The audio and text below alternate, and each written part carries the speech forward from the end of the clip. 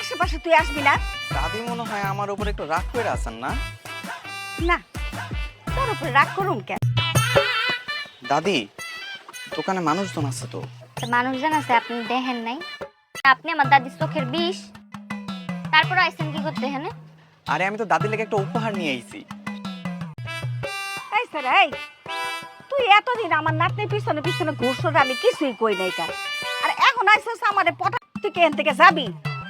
এরপরে যদি আমার দোকানের আশেপাশে তোরে ঘোরাঘুরি করতে দেখি, তাহলে কিন্তু আমি এলাকার মানুষ ডাইকা। কিরে তুই এখানে? আমি তো দোকানে গেছিলাম তোরে খুঁজতে। কেন, কি হইছে? জান তো ভাই, আপনার বন্ধুদের এনতে নিয়ে যান, বেশি বোঝে। হ্যাঁ তুমি থামো। মানে বুঝলাম না। আর যে দক্ষিণ কোরিয়ার জন্য আবেদন করছিলি না, তো লটারি টিকিট চলে আসছে।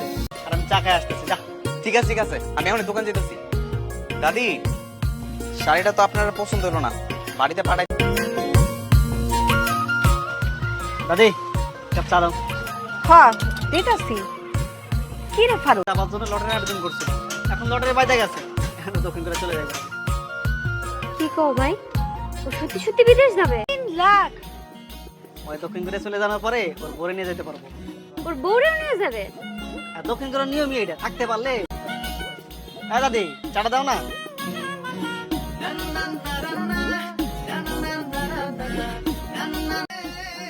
বাজান, তোরা 2 মাসের মধ্যে সব কাজ কাজ আমার শিখাই দিন। তা শিখাই দিব না, মিষ্টি খাইতে। হ্যাঁ এই রাত চল। কই যাবো? কই যাবে মানে কি? অফিসে চল, তোর এখন দোকানে বসানো, ওরা তোর পিছ পিছে ঘুরবে, বুঝছিস? তার দিব না আমি।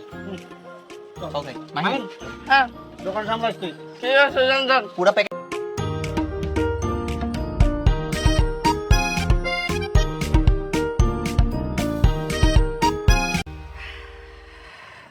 আরে কি যে করলাম, পোলাটা কত ভালো আছিল। আমার কি দোষ?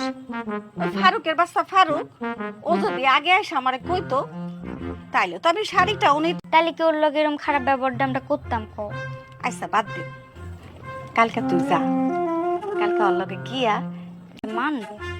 আরে তুই আগে গিয়া কত না মানলে যা যা করা লাগে আমি এটা করব। আগে রাজি তো করা, তারপরে যাওয়া না যাওয়া দেখা যাইব। রাজি করানো তো তোমার নাতনির অন হয়ে গেছে। দেখ মনে কি পারস তুই। 3 লাখ টাকা বেতন পাই। ও মা গো, কি যে গরম পড়ছে। এ ছোট, জামা জুনিটা ঠান্ডা। ভাইজানের বউর অনুমতি শোনা লাগবে না, অভ্যাস কর যা। হ্যাঁ বুঝছি, বাজানের বউ। বাজান তো কক, বাজানের বিয়ে আরেক জায়গায় ঠিক হয়ে গেছে। মাহিন, এত কথা বলতেছিস কেন? চুপচাপ বসে থাক। এই খালি টিকিটটা পাইছো, বিদেশের মাটিতে পা এখনো পড়ে নাই। তাতে তোমার কি সমস্যা? কাজ থাকলে বলো। এসে তখন বিরক্ত লাগে নাই? আমার ভুল হয়ে গেছে, তখন যদি বুঝতাম যে আমি কোরিয়া যাবো তাহলে কি তোমার পিছে পিছে ঘুরি? আইছে। বেশি সময় নেই রং বদলাতে, তুই কোনোদিন সুখী হবি না, কোনোদিন সুখী হবি না। তো দেখতেছি দেখ, কোরিয়ান শার্ট পিনটা শুরু করে দিছি।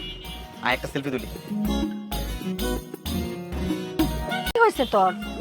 দাদি রাত আজকে আমার সঙ্গে খারাপ ব্যবহার করেছে, কইছে আমার উপর নাকি আর ওর কোনো ফিলিং।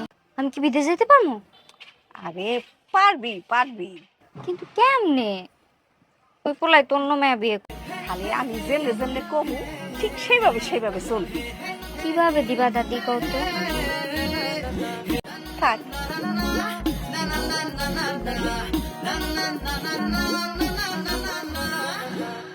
আরে রাখ তো,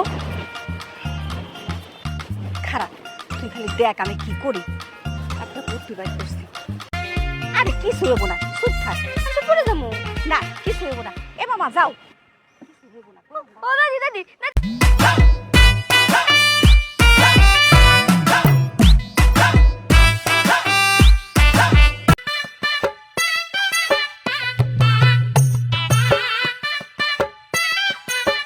দেখা বসবা না রিক্সার।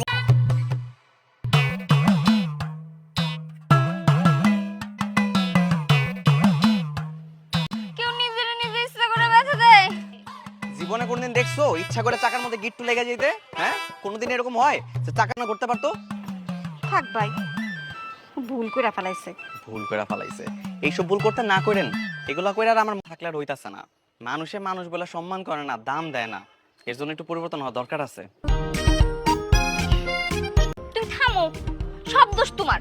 তোমার কিটাই কইছিল এই গিট্টুটা দিতে, গিট্টু না দিলে বুঝবার পারতো। আচ্ছা আমি কি ওই আমি ব্যথা পাইলাম কিনা, আমার হাসপাতালে নেওয়া লাগবে কিনা সেই চিন্তা করব। তা না পয়সা রহস্য উদ্ঘাটন করব। কষ্ট করে আর কিছু ভাবা লাগবে না তোমার। তোমার ভাবনার কথা শুনে শুনে আমি কাম করি, কষ্ট হয় ঠিকই আমার, কিন্তু কোনো লাভ হয় না। এত অধৈর্য হইলে কি আর শান্তি?